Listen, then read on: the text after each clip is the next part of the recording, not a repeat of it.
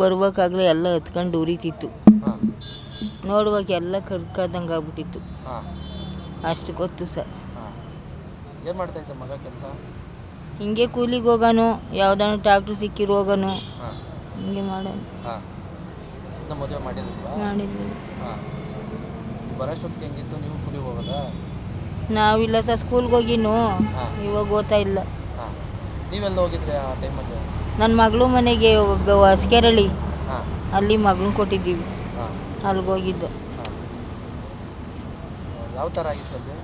ಹೆಂಗಂತೆ ಆಗಿರೋದು? ಎಲ್ಲ ಈ ಬಟ್ಟೆಗಳಿದ್ವಲ್ಲಿ ಸಾ ಎಲ್ಲ ಹಾಕೊಂಬಿಟ್ಟವ್ನಿ, ಎಲ್ಲ ಸೀಟ್ ಕರ್ಕಲೆದ್ದೋಗ್ಬಿಟ್ಟದೆ, ಮನೆಯೆಲ್ಲ ಎಲ್ಲ ಕರ್ಕಲೆದ್ದೋಗ್ಬಿಟ್ಟದೆ, ಎಲ್ಲ ಬಟ್ಟೆ ಎಲ್ಲ ಸುಟ್ಟೋಗ್ಬಿಟ್ಟದೆ. ಅಷ್ಟೇ ಸಹ ಗೊತ್ತಿರೋದು.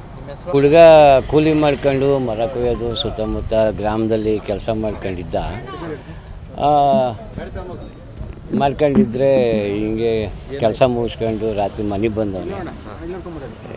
ಮನೆಗೆ ಬಂದಾಗ ಹಿಂಗೆ ಮಲಗಿರ್ತವ, ಹಿಂಗೆ ಆಕಸ್ಮಿಕವಾಗಿ ಮಲಗಿದತ್ನಾಗ ಈ ಬೀಡಿ ಪಾಡಿ ಸಿಗರೇಟ್ ಹಚ್ಕೊಳಕ್ಕೆ ಹೋಗಿ ಬೆಂಕಿ ತಾಗಿ ಕುಡಿದಿದ್ದು ಆಮೇಲೆ ಅವನಿಗೆ ಗೊತ್ತಾಗಿಲ್ಲ.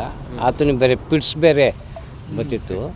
ಆ ಪಿಟ್ಸ್ ಬರೋದು ಬಗ್ಗೆ ಈತನಿಗೆ ಏನು ಅನ್ನೋದು ಗೊತ್ತಾಗ್ದಲೆ ಬಟ್ಟೆ ಎಲ್ಲ ಕಣ್ಣಿಕ್ಕೊಂಡು ಹೊಗೆ ಸುತ್ಕೊಂಡು ಈತ ಎದ್ದೇಳಕ್ಕೆ ಶಕ್ತಿ ಇಲ್ದಲೆ ಈ ಥರ ಆಗಿ ಉಸಿರುಗಟ್ಟಿ ಬೆಂಕಿನಲ್ಲಿ ಆಹುತಿ ಆಗ್ಬಿಟ್ಟವು. ಮನೆಯಲ್ಲಿ ಯಾರೂ ಇಲ್ಲ, ಅವ್ರ ತಾಯಿ ತಮ್ಮ ಈತ ಅವರಿಬ್ಬರೇ ಗಂಡು ಮಕ್ಕಳು. ಒಬ್ಬರು ಹೆಣ್ಮಕ್ಳಿಗೂ ಆಚೆಗಡೆ ಕೊಟ್ಟು ಮದುವೆ ಮಾಡ್ಕೊಂಡು ಆ ಹುಡುಗಿ ಬೇರೆ ಇದೆ. ಇವರು ತಾಯಿ ಮಕ್ಕಳು ಇಬ್ಬರೇ. ಈತ ದೊಡ್ಡ ಮಗ, ತಾಯಿನೂ ಇಲ್ಲ, ಅವರು ಕೆಲಸಕ್ಕೆ ಅತ್ತ ಹೋಗಿರ್ತಾರೆ, ಕೂಲಿ ಕೆಲ್ಸಕ್ಕೆ ಹೋಗಿರ್ತಾರೆ. ತಮ್ಮನೂ ಕೂಲಿ ಕೆಲ್ಸಕ್ಕೆ ಹೋಗಿರ್ತಾನೆ.